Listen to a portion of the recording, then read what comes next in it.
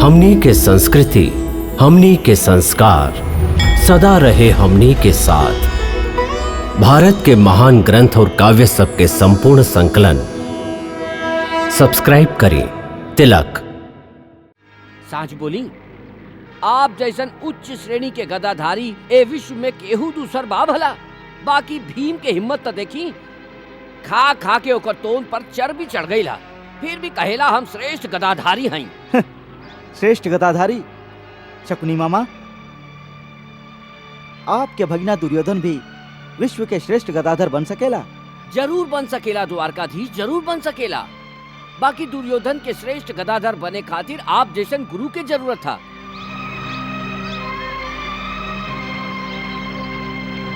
हाँ द्वारिकाधीश, हाँ। ओ दिन भीम कहत रहे कि वो दुर्योधन का तोहार भी यही इच्छा बा? हाँ बलराम भैया, हम आपके शिष्य बनल चाहते हैं। हम तोहरा पर बहुत प्रसन्न हैं। हम तो के अपन शिष्य बनाई और गदा चलावे सिखाई। हाँ।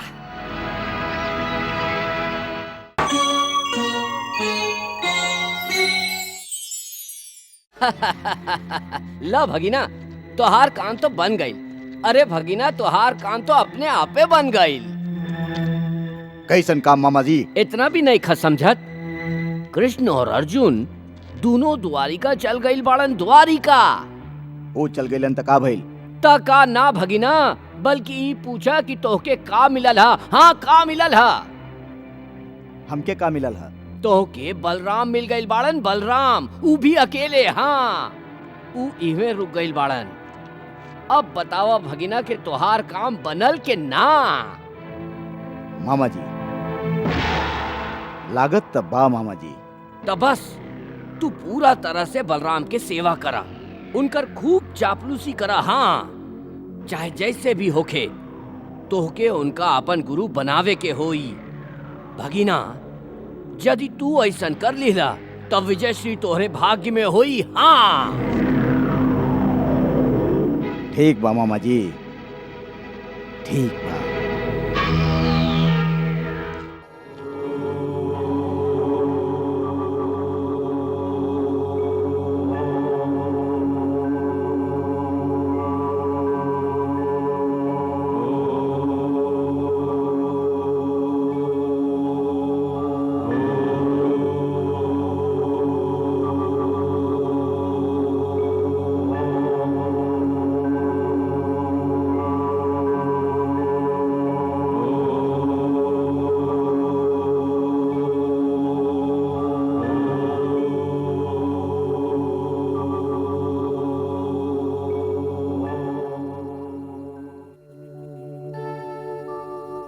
यन्मण्डलं ज्ञानघनं त्वगम्यं त्रैलोक्यपूज्यं त्रिगुणात्मरूपम्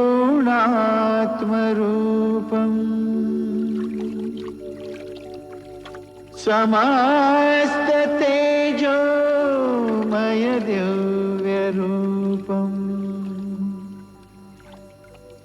पुनातु मां तत्सवितुर्वरेण्यम्।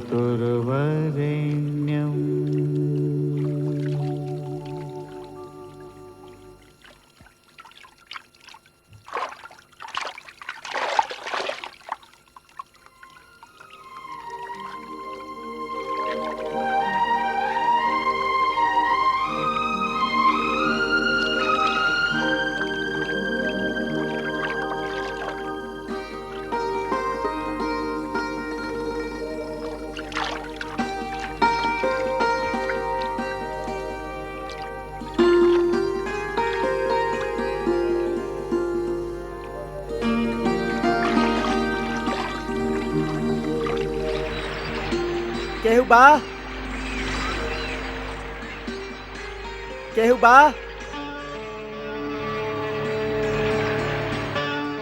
हमार राह में फूल बिछा के जे हमार सम्मान कैले बा, ओकरा पर हम प्रसन्न हैं।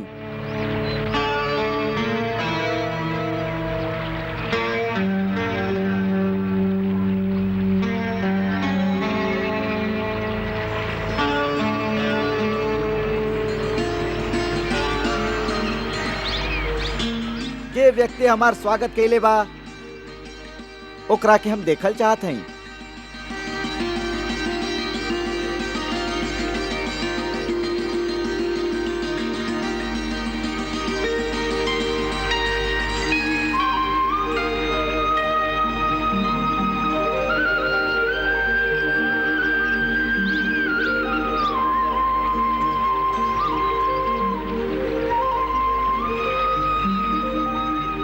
यदि वो महाभाग हम क्या अपन दर्शन दे तो हमार प्रसन्नता और बढ़ जाई।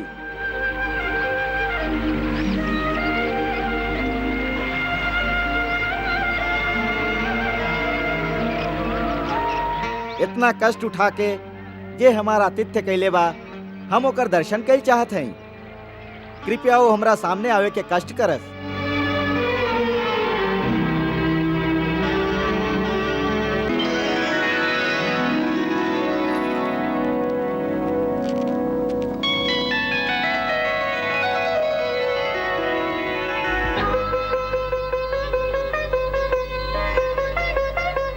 प्रणाम द्वारिकाधीश।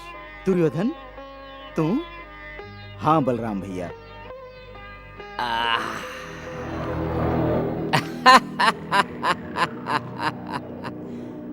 प्रणाम द्वारकाधीश, प्रणाम। शकुनी मामा आप? स्वागत है आपके द्वारकाधीश, स्वागत है।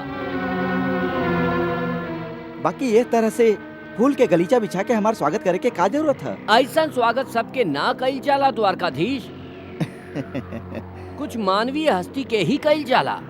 आप शायद जानत नहीं की हस्तिनापुर के युवराज दुर्योधन आपके ही पूजा करेला।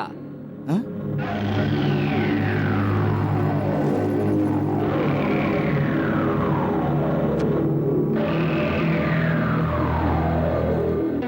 दुर्योधन ही का करत आ रहा तू? ई तो अपन देवता के पूजा कर रहा है द्वारकाधीश, पूजा। दुर्योधन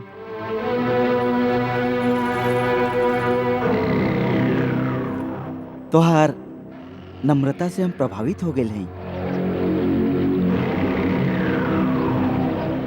तू हस्तिनापुर के युवराज बाड़ा, हस्तिनापुर के कल के राजा बाड़ा, फिर भी कितना विनम्र बाड़ा तू। भीम जैसा ना हा हमार भगीना द्वारकाधीश। भीम? हाँ, ओकरा तो दूसर के अपमान कैले बिना चैन ही न मिलेला। खास करके बुजुर्ग लोग के अपमान करे में तो हमेशा आनंद लेबेला। केकर अपमान कैलसू? जाय दीही बलराम भैया।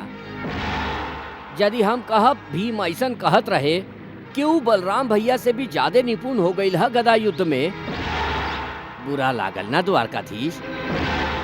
हमके भी लागल रहे, यही से हम आपसे कहल न चाहत रही। कृष्ण ओकरा के माथा पर बैठा रख ले बाड़न। साच कहीं आप कितना बलशाली हैं, फिर भी विनम्र हैं।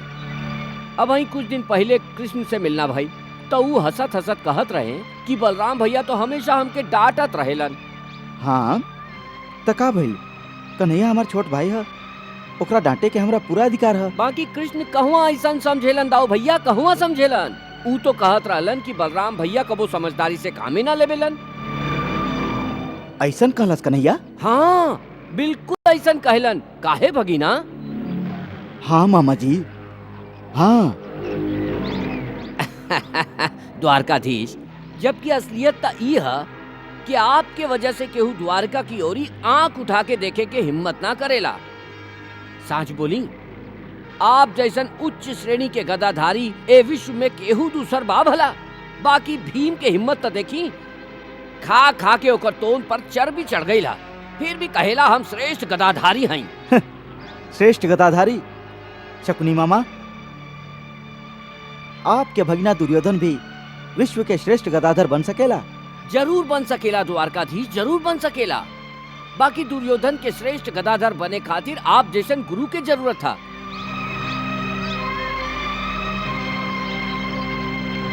हाँ द्वारिकाधीश, हाँ। ओ दिन भीम कहत रहे कि वो दुर्योधन का तोहार भी यही इच्छा बा? हाँ बलराम भैया, हम आपके शिष्य बनल चाहते हैं। हम तोहरा पर बहुत प्रसन्न हैं। हम तो के अपन शिष्य बनाई और गदा चलावे सिखाई। हाँ। बधाई होखे भगिना, बधाई। तोहार तो भाग्य खुल गई। अपन गुरु के पूजा करा और पढ़ाई के शुरुआत करा। हाँ भगिना, हाँ।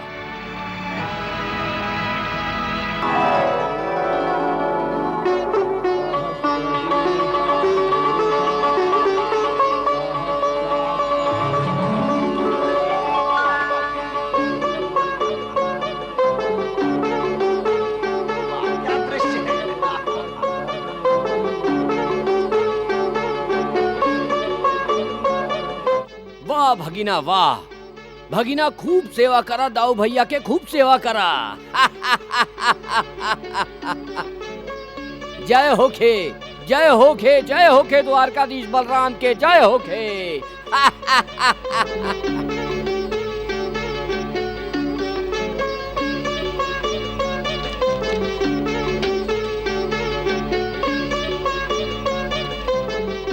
गुरुदेव, आप यह धृतराष्ट्र पुत्र दुर्योधन के शिष्य के रूप में स्वीकार करें।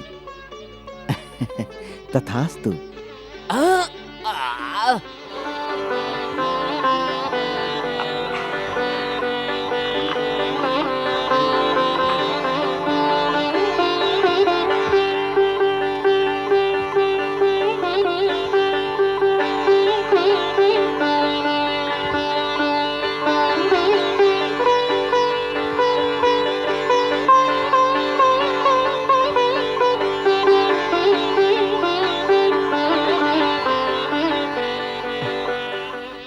दुर्योधन, आज से तू हमार शिष्य बन गेल बड़ा।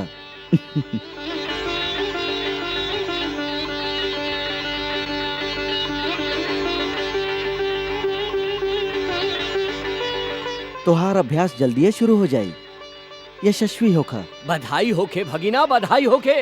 राजकुमार बलराम की जय, राजकुमार बलराम की जय, द्वारकाधीश बलराम भैया की जय, द्वारकाधीश बलराम भैया की जय, राजकुमार बलराम की जय।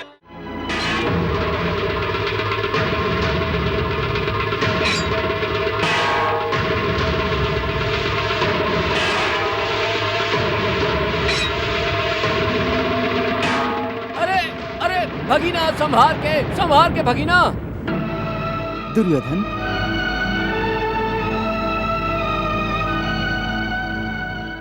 तू तो विचलित हो गेला।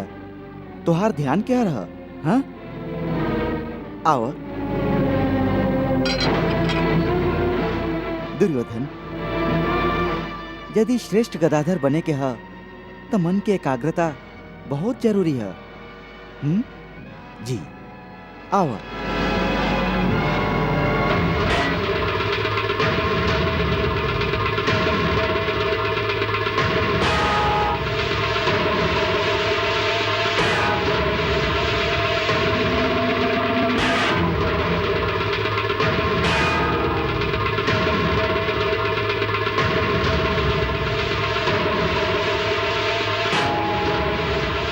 ठहरा। दुर्योधन, जब शरीर सुदृढ़ होखेला, निरोगी होखेला, तब मन सुदृढ़ होखेला, और जब मन सुदृढ़ होखेला तब एकाग्र होके में कोनो कठिनाई ना होला। समझला? और एक बात, जब तू युद्ध करबा और तुहार ध्यान कहीं और होई त साधारण शत्रु भी तोके मात दे दी। बाकी तू एकाग्र होके युद्ध करब त असाधारण शत्रु के भी आसानी से मात दे पैब। समझला? आओ।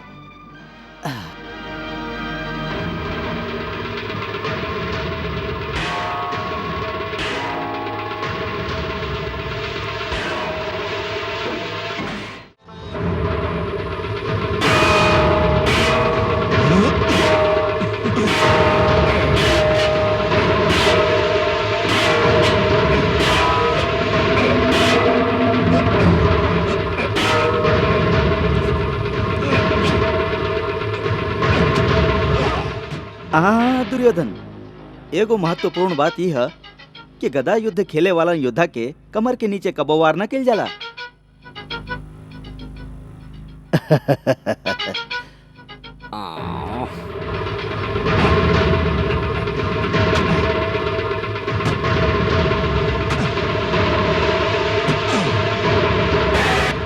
दुर्योधन, गदा युद्ध के भी कुछ नियम होखेला।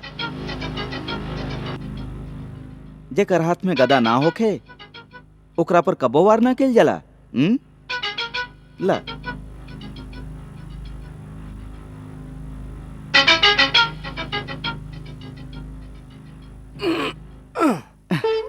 वाह दुर्योधन, वाह वाह, बहुत अच्छा। हम तोहरा से प्रसन्न ही दुर्योधन। आज गदा युद्ध में जे तू अपन प्रतिभा के प्रदर्शन के लिए बड़ा, ओकरा से हम बहुत प्रभावित हैं। दुर्योधन, सचमुच तू एगो महान गदाधर बन गई बड़ा, और हमके गर्व है कि तोहरा जैसा एगो महान गदाधर हमार शिष्य है। दाऊ जी, एकर मतलब कि दुर्योधन के शिक्षा पूरा हो गई है? अवश्य शकुनी मामा, अवश्य। दुर्योधन आज एगो संपूर्ण गदाधर बन गई है। भगीना, तोह के गुरु शिक्षा दिले बाड़न, अब तो हार कर्तव्य बनेला कि तू अपन गुरु के गुरु दक्षिणा दा।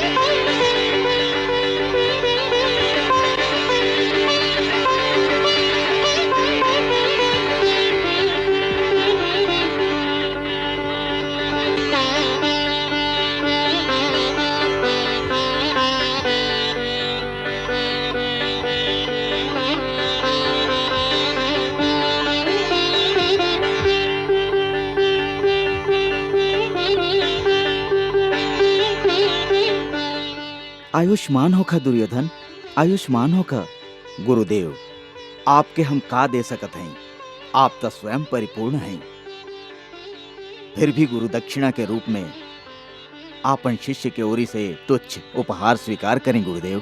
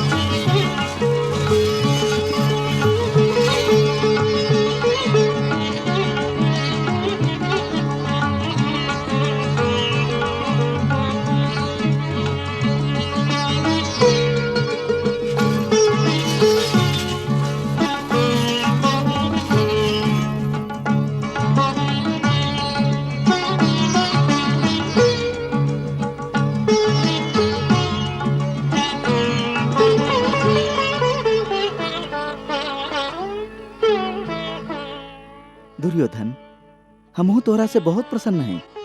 द्वारिका जाए से पहले हमहू तोहके कुछ दिहल चाहत हैं। आप तो दुर्योधन के बहुमूल्य विद्या दिले हैं, एकरा और का चाही? मामा जी, विद्या दान भी योग्य विद्यार्थी के ही दिहल जाला। दुर्योधन, तोहार योग्यता और विनम्रता के देख के हम अति प्रसन्न हो गए हैं, और यही से हम तोहके एगो मनचाहल वर दिहल चाहत हैं। मांगा जे तोहार मन में होके, हम तोहार इच्छा अवश्य पूरा करब। दुर्योधन, मांगा, चुप काहे हो गेला? ई नादान तो कुछ कहे के साहस नहीं कर पा रहा दाऊजी। दुर्योधन, मन में कोनो तरह के शंका या आशंका लावे के कोनो आवश्यकता नहीं खे।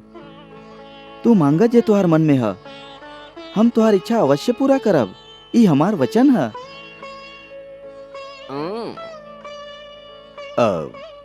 मामा जी, आप ही बलराम भैया से बात करें।